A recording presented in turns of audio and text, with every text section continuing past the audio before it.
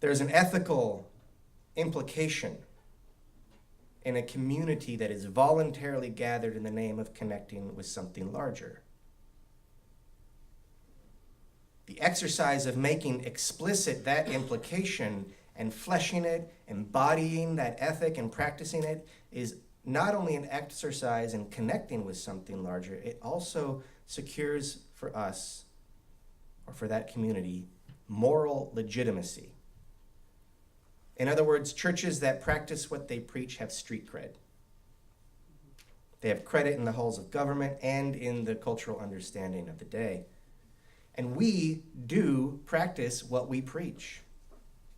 As a congregation at MVUU and as the association of congregations that carry the light of our tradition, we do have moral legitimacy.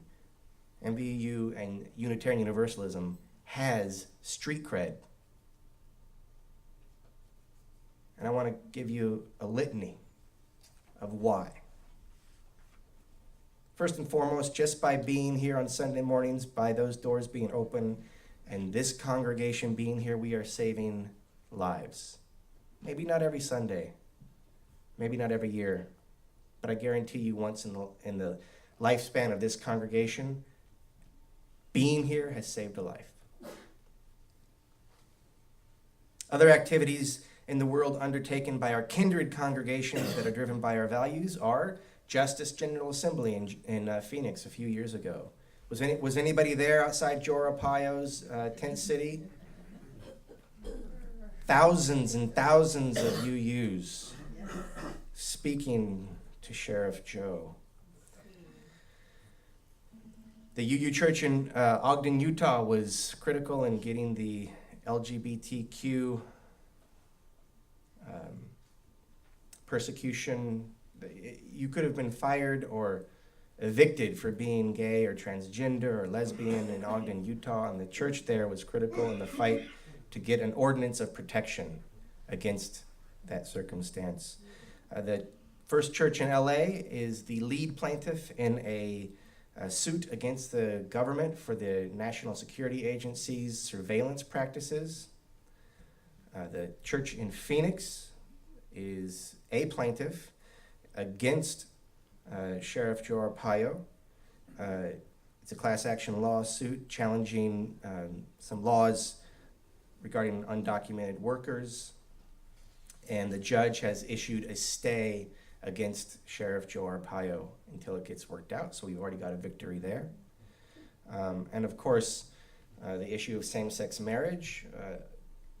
Our congregations throughout the country were actively involved in that effort, and when the effort proved successful here in Arizona, you all have ordained people to marry in a sanctified ceremony.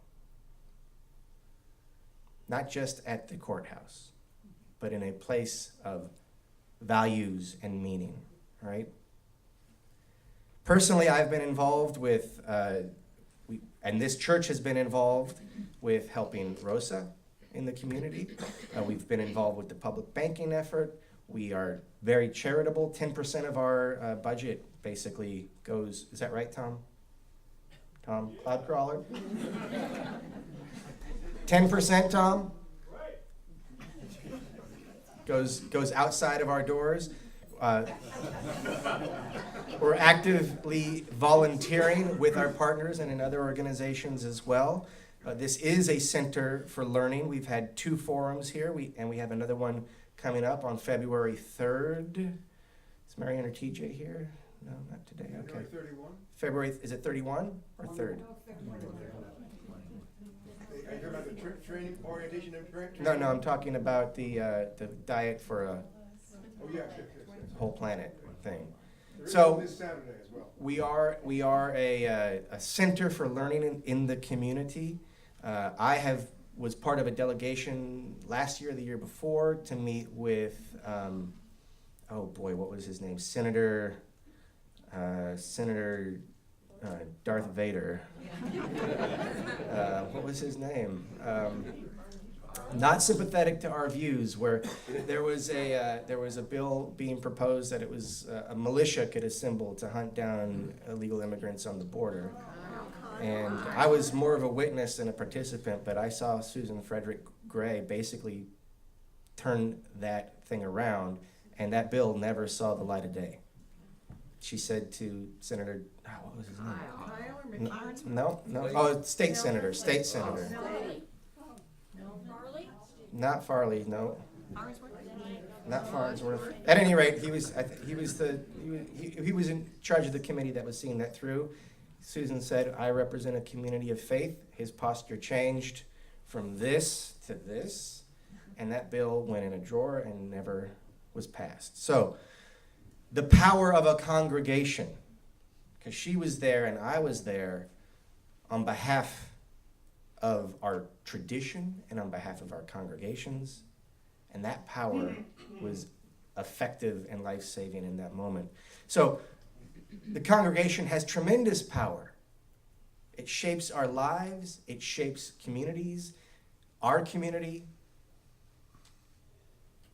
it shapes our world. And here we are together. So as we move forward from this moment, we are again going to be entering into a revisioning effort tomorrow. You're all invited. You're all invited. I want you to be there. And as we enter into this next phase, let us always lead with mercy and grace and follow with mercy and grace. Let us be centered on curiosity and openness and acceptance and love. For these are the secrets to the power of a congregation, because this is a place where mercy and grace and curiosity and openness and acceptance and love are the means by which the mission is pursued. Mercy and grace, curiosity, openness, and love are the means by which we pursue our mission to welcome, care for, and inspire those within and beyond our walls. And that mission is a calling. And our vision will also be a calling to commitment.